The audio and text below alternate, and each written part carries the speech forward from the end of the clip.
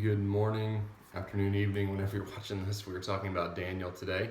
And Daniel is a long book, but it's also a book that's packed with a lot of stuff. It was written by Daniel, or likely written by Daniel. Some would disagree with that. The reason being is the first chapters 7 through 12 are written in the first person. So he'll say, I, Daniel, saw this, or I, Daniel, did this. But the first six chapters, chapters 1 through 6, are written in the third person, then Daniel.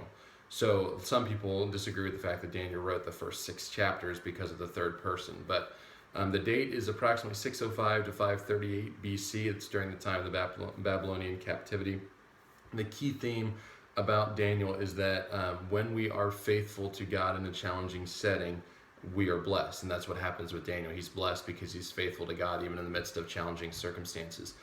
Daniel, as a young man, along with Shadrach, Meshach, and Abednego, are taken from their home in Jerusalem by the Babylonians and to serve the king of Babylon.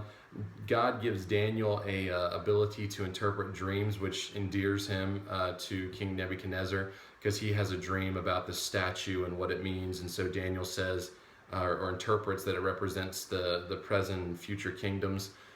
You have the story of Shadrach, Meshach, and Abednego, who are in the fiery furnace, and they're cast in there because they won't bow down to the idol that was made. And so then the king sees the three of them, but a fourth as unto the Son of God, like unto the Son of God, excuse me.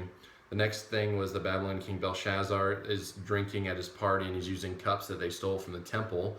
And while having that party, he literally sees a writing on the wall, which Daniel says interprets the fact that the Medes are coming to take over the kingdom, which they do. And so then Daniel is an advisor to Darius, the king, after that they've been taken over.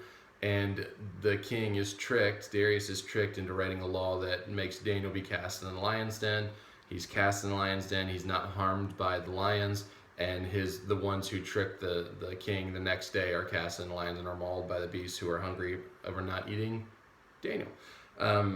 You also have the final 6 chapters of Daniel, which contain prophetic visions, also that of the 70 weeks of the end time. So lots of things in Daniel. Some quotable verses: Our God, whom we serve, is able to deliver us from the burning fiery furnace, and he will deliver us out of thine hand, O king. My God hath sent his angel and hath shut the lion's mouth, that they have not hurt me.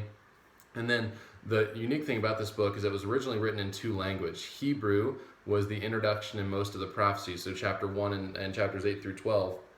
And then Aramaic was the stories in chapters 2 through 7. So what's the main idea? What's the point? As the old song says, dare to be a Daniel, we should always dare to follow God even in the midst of challenging circumstances, and God will bless those who have a purpose and a faith and a stance in him. The team of the day is Maverick. Pray for him, and again, as we get closer to this end of the school year, that he would finish out well. Have a good day.